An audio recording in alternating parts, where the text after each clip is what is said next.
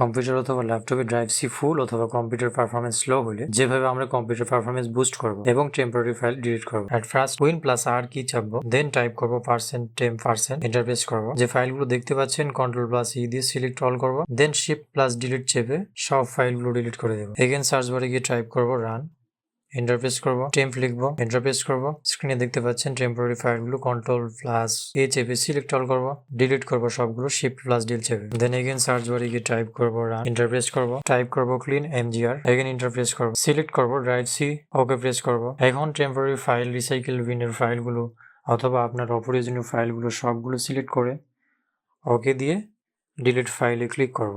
একটু সময় নিলে সবগুলো ডিলিট হয়ে যাবে। এবার দিস পিসি ওপেন করে ড্রাইভ সি এর উপর মাউসের রাইট বাটন ক্লিক করব, নতুন একটি ট্যাব ওপেন হবে। প্রায়োরিটিসে যাব, এগেন টুলসে যাব, দেন অপটিমাইজে ক্লিক করব। এরপর নতুন একটি ট্যাব ওপেন হবে, অপটিমাইজে ক্লিক করব, এগেন অপটিমাইজে ক্লিক করলে ড্রাইভ সি ক্লিন হবে।